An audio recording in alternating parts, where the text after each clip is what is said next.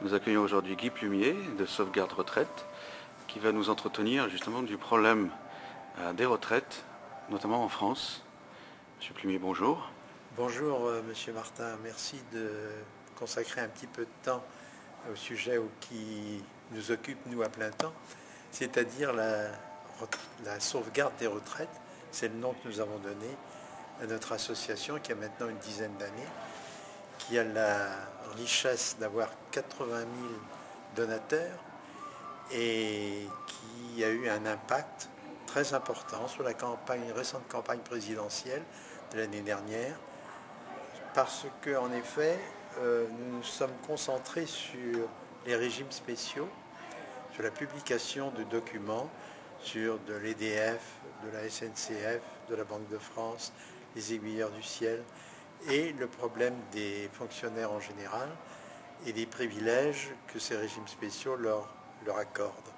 Cette injustice, ce manque d'équité par rapport à tous les salariés retraités du secteur privé a eu un impact important sur le monde politique et a retrouvé sa place dans les discours que l'on a entendus de différents côtés et dans la presse qui a suivi et qui a accompagné plutôt toute cette campagne présidentielle.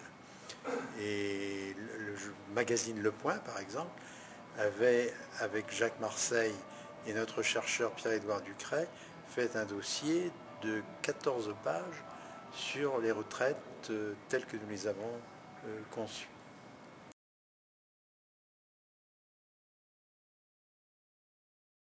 Et Monsieur Plumier, pourriez-vous nous indiquer pourquoi, selon vous, le système de retraite s'écroule aujourd'hui, notamment en France? Alors, notamment, comme vous dites très justement, notamment en France, mais aussi ailleurs, et surtout dans les pays où ce système est basé sur la répartition. En effet, qu'est-ce que c'est que la répartition?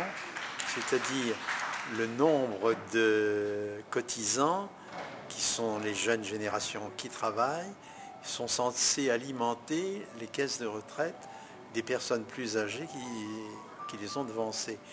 Mais à partir du moment où on a une tendance, on n'en est pas encore là, Dieu merci, mais vers le 1 pour 1, c'est-à-dire un qui travaille et un qui ne travaille pas, c'est devenu intenable. Alors, le processus est en route. On peut même dire qu'il est irréversible et que la détérioration continue au fil des années. Et on pourrait situer vers l'année 2030, 2035, la faillite totale du système. Est-ce que nos politiques vont attendre cette échéance pour réagir? On peut se le demander parfois. Parce qu'il y a eu la réforme, ce qu'on appelle la réforme Fillon.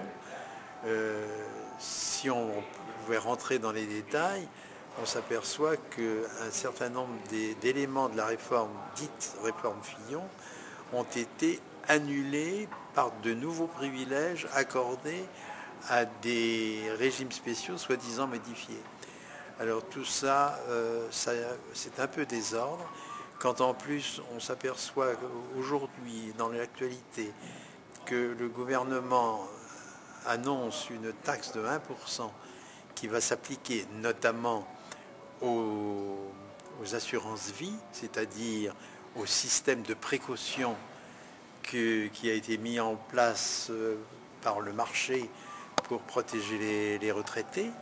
Ce 1% vient comme un mauvais signe et certainement un mauvais coup au système des retraites en général.